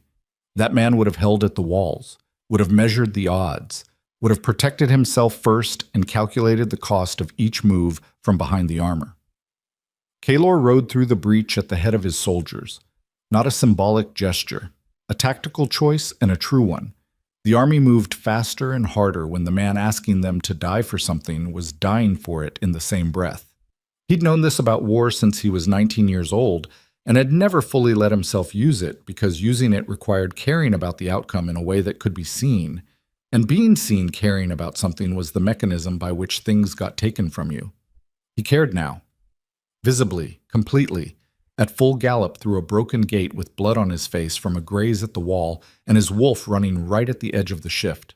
The Eastern Army met them in the main avenue, and the fighting went close and brutal, the kind of street battle where tactics collapsed into individual decisions made in half seconds, and the difference between alive and dead was usually which direction you were looking.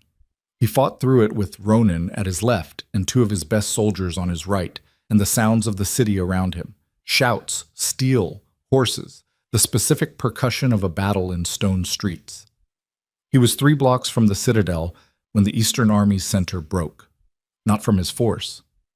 From inside, a section of the Eastern Army turning on its own flanks, the soldiers who'd served under Kaelor's direct command for years and had spent the last week watching Malrek's seal go up over the building they'd pledged their service to and had made a decision about what that meant. The break spread. It moved through the army's formation the way a fracture moved through ice, fast once it started, finding every weakness simultaneously. Malrek's carefully staged force came apart in 20 minutes, and what was left was the garrison soldiers, the personal guard, and the citadel walls. Kaelor stood in the avenue with blood drying on his jaw and his horse lost somewhere behind him, and the citadel gates 200 meters ahead, and looked at what remained. He looked at Celine, who had come through the avenue fighting with a precision that had stopped his own soldiers cold twice when they'd caught sight of her.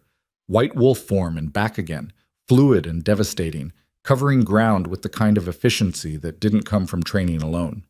She was breathing hard, standing with a blade she'd taken from a fallen soldier, looking at the citadel. "He's inside," she said. "Yes." "He won't come out." "No." Kaelor looked at the gates. Thick iron, crossbarred from the inside. 100 garrison soldiers on the walls above. A direct assault would cost him 50 men minimum.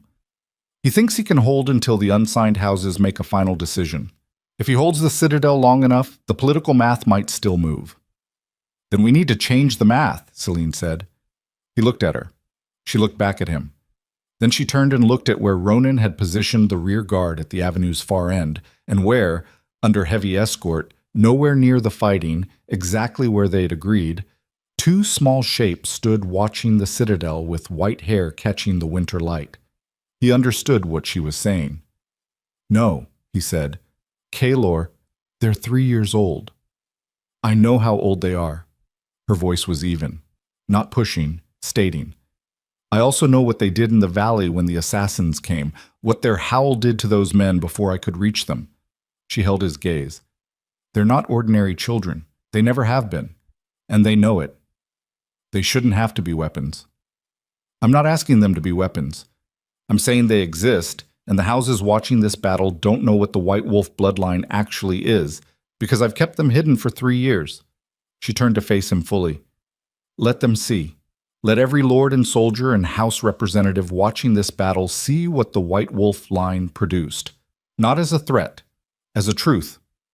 Her gray eyes were direct and clear. Malrek built his declaration on contamination. Let them see what he called contaminated. He was quiet for a long moment. The citadel wall above them held garrison soldiers who were watching the avenue, watching him, watching Celine, reporting everything they saw back inside. He thought about the 7 years of being exactly what someone else needed him to be. The walls he'd built. The cold place. The boy in the doorway turned into an engine of conquest that served everyone's purposes but his own. He thought about Lyric asking him directly, in a fire-lit garrison room, "Will you protect us?" Yes. Not close to the fight, he said. Rear of the line, full escort. And the moment anything moves toward them, I handle it. He looked at his mate. The words settled in his chest without armor around it for the first time. Just the fact of her present and real, and standing in a battle-torn avenue with someone else's blood on her coat and her eyes steady on his. All right, he said. Bosun. Ronan brought the twins forward. Soren walked with his chin up and his hands loose at his sides, reading the battle-damaged avenue the way he read everything. Cataloging, assessing, missing nothing. Lyric walked beside him with her hand in his, and she looked at the citadel with the specific focus of a child who had decided something. They stopped at the edge of the open ground before the gates. They were small, 3 years old, white-haired, standing in a burned and broken avenue with the winter light making them look somehow luminous against the gray stone. Every soldier in the avenue had gone quiet. The garrison soldiers on the citadel walls were leaning forward. Kaelor crouched beside his son. Eye level, close. Soren looked at him. You don't have to do anything, Kaelor said. We're not asking you to fight. Soren looked at the citadel, then back at his father with those clear, serious eyes. Mama says we're supposed to be what we are, he said, not what's convenient. Kaelor looked at his son for a long moment. 3 years old and already cutting to the center of things. He didn't know whether to be terrified or proud. He settled on both. Yeah, he said. She's right. He stood up. The twins stepped forward together, Lyric's hand still in Soren's, and something in the air changed. Kaelor felt it before he saw it. A pressure change, a frequency beneath audible sound. The same quality the bond had, but amplified and external and building. The soldiers around him felt it too. He saw it move through the avenue, men and wolves going still with the instinct response to something ancient and undeniable. The twins threw their heads back and howled. It wasn't a child sound. It was enormous. It came from somewhere deeper than their small bodies should have been able to reach, and it built on itself, layering harmonics that had no right to exist in human-shaped throats, and it hit the citadel walls like a physical force. The garrison soldiers on the walls stumbled. Some of them dropped to one knee without choosing to. Horses in the avenue went down on their haunches. Kaelor braced against it and felt it move through his own chest like a hand reaching in and gripping something fundamental. The howl lasted 11 seconds. Then it stopped, and the silence that followed it was the silence of a city holding its breath. High above, on the citadel wall, a garrison soldier dropped his weapon. Then another. Then 6 more. The iron-barred gates shuddered, not from force, from the inside, someone removing the bar. The gate swung open, and standing in the gap, alone, in the formal war advisor's coat that now looked like a costume he'd put on too long ago and couldn't figure out how to take off, was Malrek Voss. He looked at the twins. For the first time in 7 years, Kaelor saw something move through Malrek's face that wasn't controlled, wasn't filed, wasn't the output of strategic calculation. something that looked like the recognition of a man who had planned for the 20 scenarios he could imagine and had just encountered the one he couldn't. He looked past the children at Kaelor. "You brought them here," Malrek said. His voice was still even, still composed, the performance running on muscle memory alone. "To a battle." "No," Kaelor said. "They're here because they exist, because you spent 7 years trying to prevent them from existing, and they exist anyway, and every house and soldier and witness in this city is seeing them right now." He walked forward. The distance between them closed, 50 meters, 40, 30. He kept his eyes on Malrek's face and watched the calculation running behind it, and watched it running out of moves. "I know about Vale Ridge." Something went out of Malrek's face, just out, like a held breath released. The composed surface was still there, but something behind it had changed, some deep structural element that the surface had been resting on. "That was a long time ago," Malrek said. "I know." Kaelor stopped 10 feet away, close enough to see the detail in the man's eyes, the specific quality in them now. Not fear exactly, something more complex. A man looking at the consequence of 20 years of work arriving all at once. "Tell me why." "You know why." "Tell me anyway." Malrek was quiet for a moment. Around them the avenue had gone absolutely still. Hundreds of soldiers, wolves, nobles, witnesses, all of them holding the same breath. He looked at Kaelor with the eyes of a man who had run out of strategy and arrived at the last available thing, which was the truth. "Your mother was going to make peace with the North," he said. "Real peace. Compact integration, the wild clans brought inside the line. She was going to change the architecture of this entire empire. Less war, more negotiation, fewer conflicts requiring intelligence advisors and war councils." He said it without apology, without performance, just the fact of it.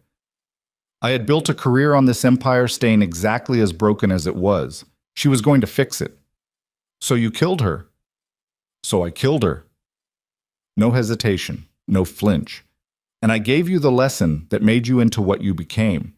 Because what you became needed exactly the kind of advisor I am." The words landed in the open air of the broken avenue. Kaelor looked at the man who had killed his mother and shaped his grief into an instrument and run his empire for 7 years through the wound. He felt the rage of it, enormous, cellular, something that had been sealed for 20 years finally finding its dimensions. He also felt, with unexpected and devastating clarity, that Malrek was right. What he'd become had needed exactly this. The Cold King built on a manufactured grief, running an empire on fear because someone had needed him to and had engineered the reason. The man standing in front of him had built him, and the man standing in front of him was going to answer for it. "Surrender the citadel," Kaelor said. Malrek looked at him, at the twins behind him, at Celine standing with her blade and her steady eyes, at the avenue full of soldiers who had already decided. He looked at the garrison on the walls above, and Kaelor looked too, and saw the weapons down, the postures changed, the men and women who had just heard a howl that went through every layer of conditioning and touched something underneath and had made their own calculation about what that meant. Malrek looked back at Kaelor. "The Empire won't survive without someone who knows how to run its wars," he said. "The Empire is done running wars," Kaelor said. "Surrender, or don't." The winter light fell across the open ground between them. Somewhere behind Kaelor the twins were quiet, Lyric's hand in Soren's, both of them watching. Celine was at his left flank, Ronan at his right. The entire broken city holding still around a 10-foot gap between a king and the man who had made him and nearly unmade everything else. Malrek reached slowly into his coat. Kaelor's soldiers moved. Weapons up, immediate, the combat tension snapping back into every body in the avenue. Malrek drew out a sealed document, held it up where it could be seen, looked at Kaelor with something in his eyes that was tired and clear and final. "The Eastern Army's command codes," he said. "Full surrender authorization." He held it out. "You'll need them. Some of those commanders will only stand down for the sealed order." Kaelor looked at the document in his hand. He stepped forward and took it. They stood 18 inches apart. Malrek's face was close enough that Kaelor could see the lines in it, the specific weariness of a man who'd been running a very long play and had come to the end of it. "One thing," Malric said, very quietly, just between them. "She would have been proud of you today." A pause. "Not the king you were before, the one you are right now." Kaelor looked at him.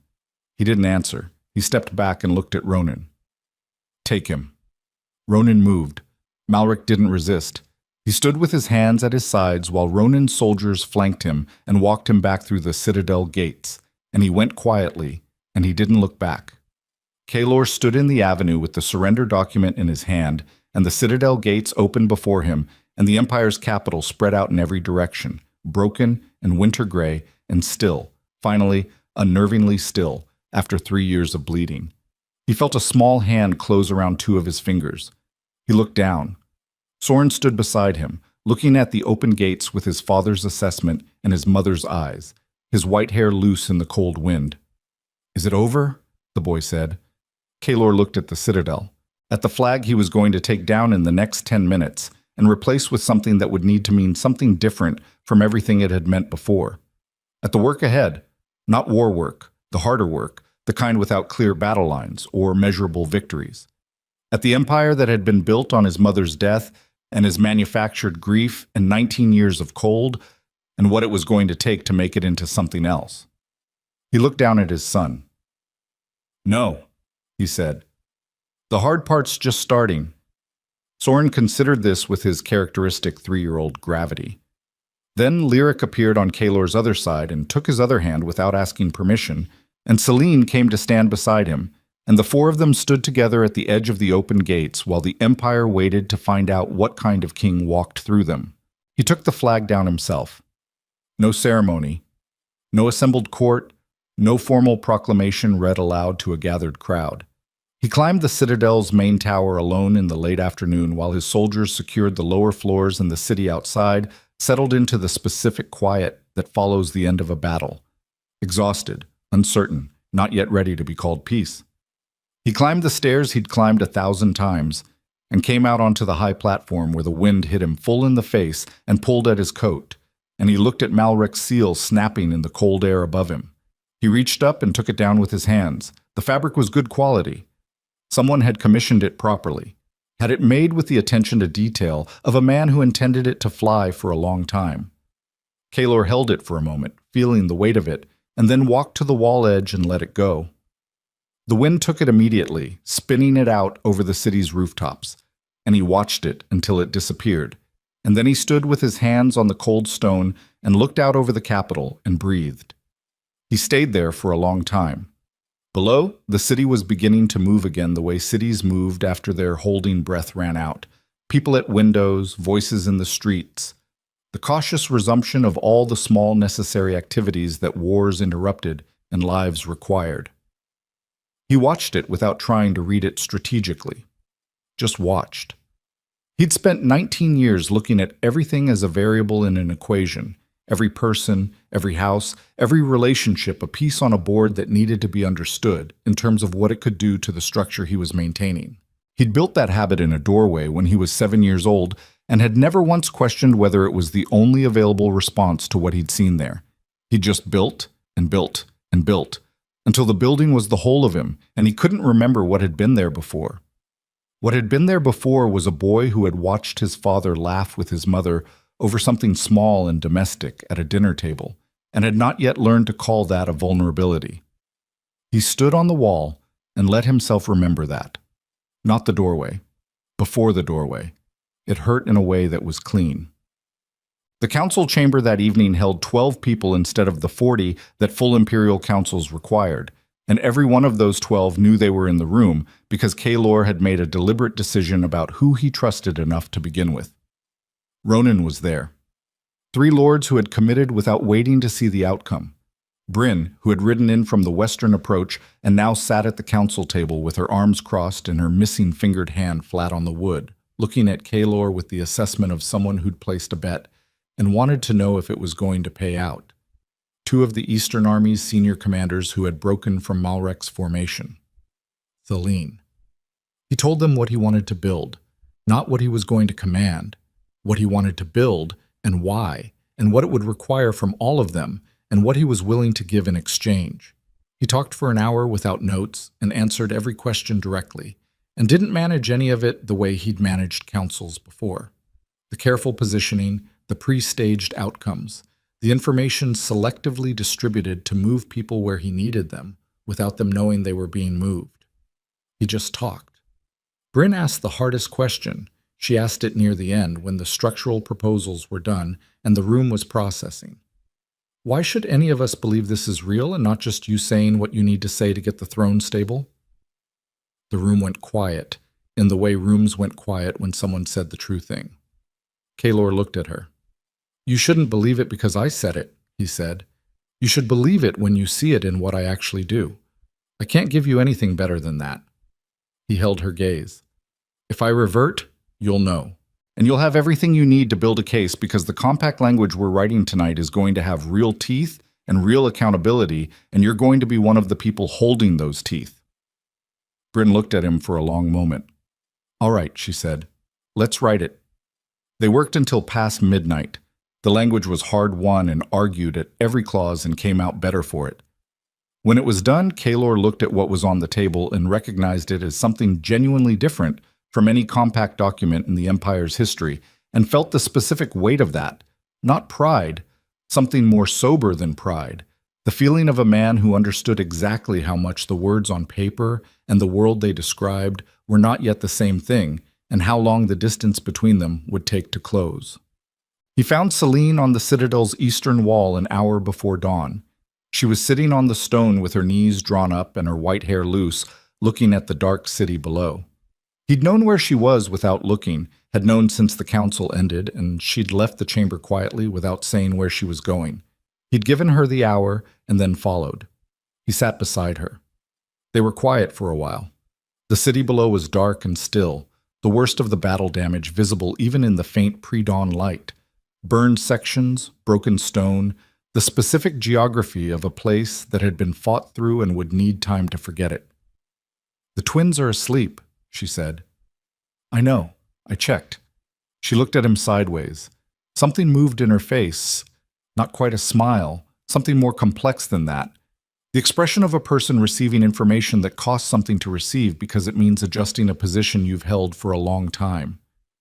I owe you something, he said. You owe me several things. Yes. He looked at the city.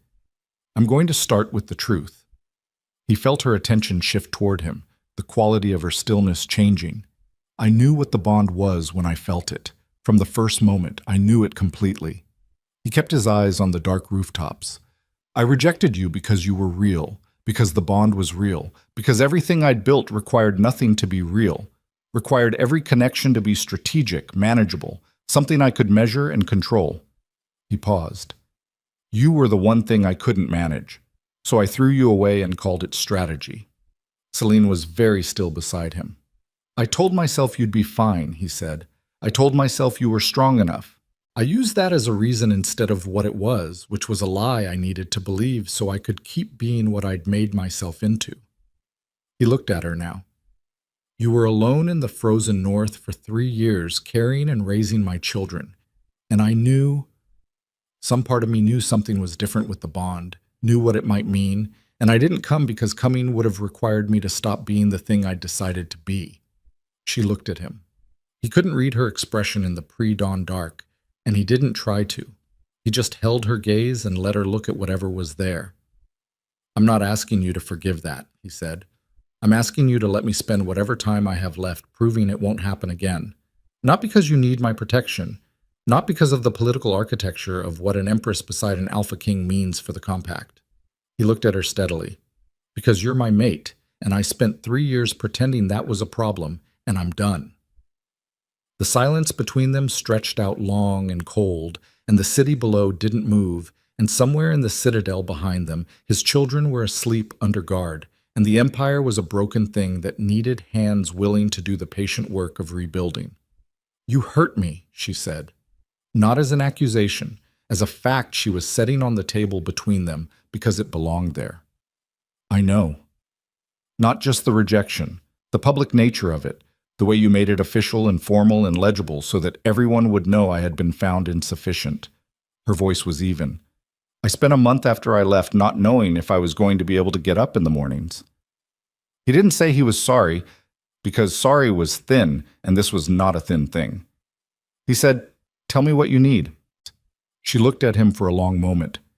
"I need you to stop making decisions about my life without consulting me," she said. "I need the compact language to reflect that what I hold is real authority, not a ceremonial title. I need our children to grow up knowing their mother's power is not contingent on their father's willingness to grant it." She held his gaze. "And I need you to say something true to me right now that you have never said to anyone." He understood what she was asking. Not a declaration, not a political commitment. Something smaller and therefore harder. The thing underneath the architecture. He looked at her and he said, "I was afraid of you because you saw me. Not the king, not the empire. The boy in the doorway who never learned to get up from that floor because he turned it into stone instead." His voice came out rough and he let it. "You saw that in the first conversation we had, and I threw you away because I couldn't let it be seen. I have been afraid of being seen my entire adult life, and you were the first person who looked directly at it without flinching." He paused. "That's what I've never said to anyone." Celine looked at him. The pre-dawn light was just beginning to change at the eastern horizon, the darkness thinning toward gray, and in that thin light he could see her face clearly. The steady gray eyes, the composure she'd built from 3 years of hard solitude and necessity, and underneath it something that had been waiting to be said back to him by someone who understood the weight of the words. "I know," she said. "I knew then." She held his gaze. "That's why I came back." He reached out and put his hand over hers on the cold stone. She turned her hand over and held it. They sat on the wall as the dawn came up over the capital, slow and winter pale, and neither of them said anything else for a long time, and it was enough. Malric's trial took 3 weeks. Kaylor insisted on the full process: witnesses, evidence, formal examination of the 20 years of record. Not for Malric's benefit, for the Empire's. The people living under its compact needed to see the thing that had been running underneath their wars and their taxes and their dead examined in open daylight, needed to be able to look at the whole shape of it and understand it and make an informed accounting of what had been done in the Empire's name. Malric sat through all of it without visible distress.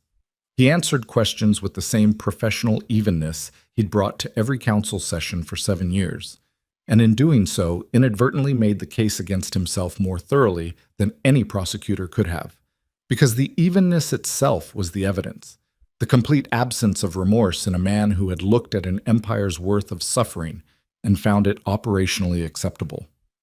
On the last day of the trial, Kaylor spoke. He spoke about his mother.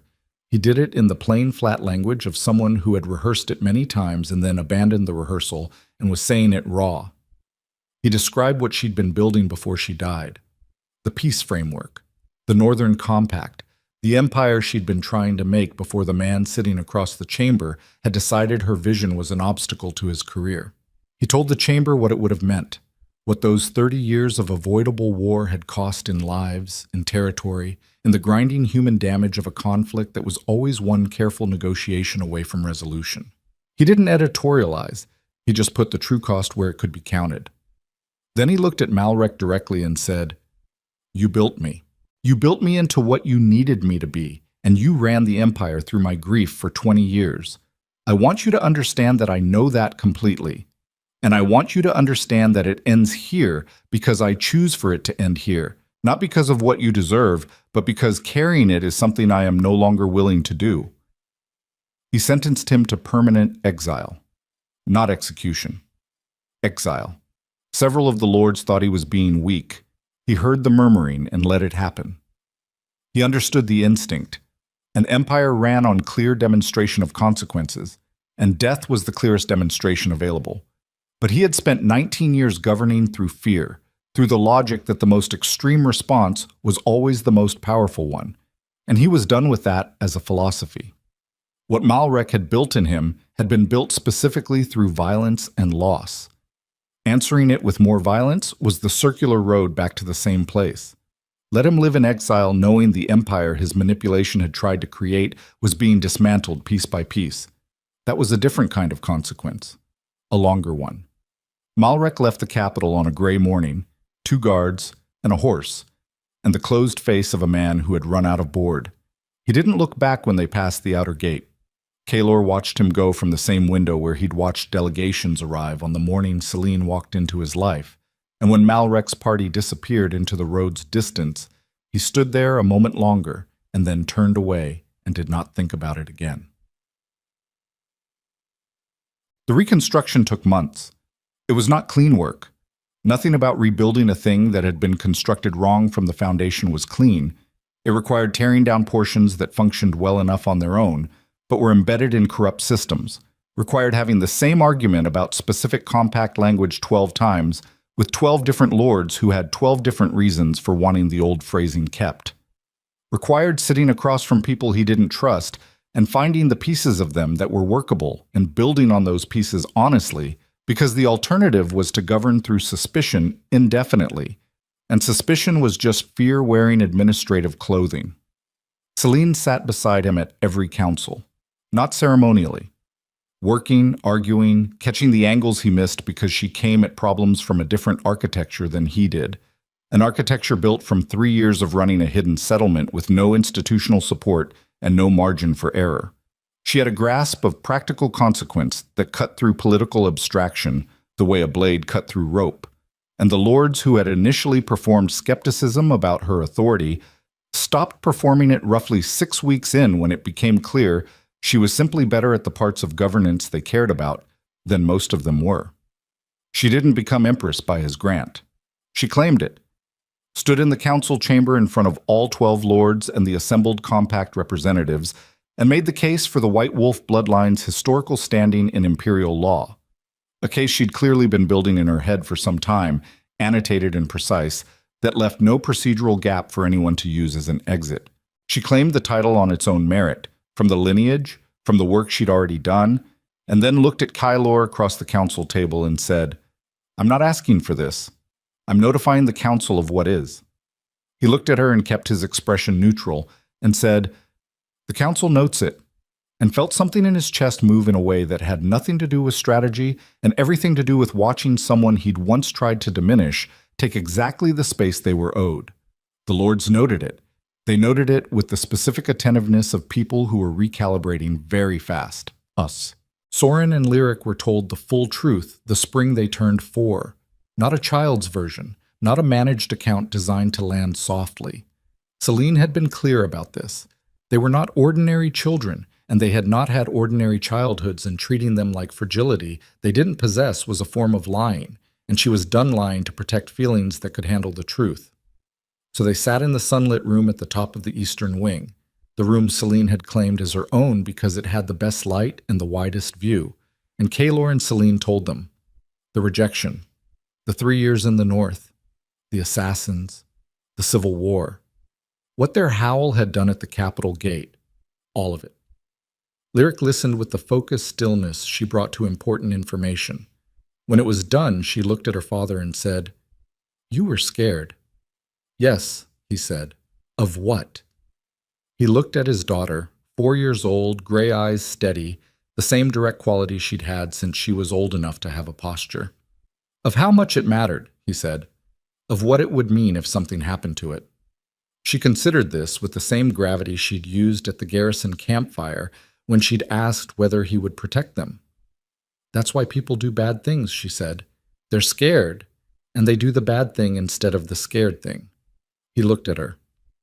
"The scared thing is harder," she said. "The bad thing is easier because it feels like control." Celine was very still across from him. He looked at his 4-year-old daughter, who had apparently arrived at a more precise understanding of his psychological architecture than he'd managed by 40, and said, "Yes, that's exactly right." Lyric nodded, satisfied, and went back to the drawing she'd been working on.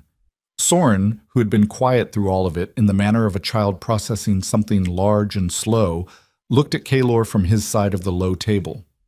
"Are you scared now?" he asked. Kaelor thought about the honest answer. "Every day," he said. "Different things. There's a lot that can still go wrong. Soren looked at him with his father's eyes in his mother's face. But you're doing it anyway. Yes. The boy seemed to find this acceptable. He went back to his own drawing. Outside the window, the spring was coming up through the last of the winter gray, pale green on the hillsides, the river running higher and faster with the melt. The capital below was showing its repair work, new stone in the broken sections, the sound of construction carrying up on the warm air. Kaylor sat in the sunlit room with his family and listened to the sound of the city putting itself back together and did not try to manage the feeling of it. There was one last thing. He went back to the northern valley alone in late spring. No soldiers, no formal purpose. He rode the road north he'd ridden at a panicked gallop 6 months ago and came to the valley in 3 quiet days and stood at the ridge where he'd first seen the settlement below. The burned building was a foundation now. The clearing had been cleaned of its evidence. The valley was empty, the settlement abandoned, and the spring coming in through the trees made it look almost peaceful. He climbed down. He walked the clearing slowly. He stood in the center of it and looked at where the fire had been and where the bodies had been, and where Celine had stood in her white wolf form over 2 small shapes with her back to the tree line and blood on her shoulder, and her eyes already finding him on the ridge. He'd arrived because the bond had finally pulled hard enough and late enough that showing up had cost him everything it cost. He'd arrived to a woman who had every reason not to trust him, and 2 children who had every reason not to know him, and he'd stood in this clearing and asked to be allowed to do the thing he should have been doing for 3 years. She'd let him. He didn't know, standing in that valley on a spring afternoon, whether he would ever fully understand what that had required from her. The precise internal accounting of it, the weighing of what she was owed against, what the children needed against what she could afford to hope for from a man who had already demonstrated exactly who he was under pressure. He wasn't sure he had the right to understand it fully. It wasn't his internal accounting to possess. What he understood was the weight of the gift.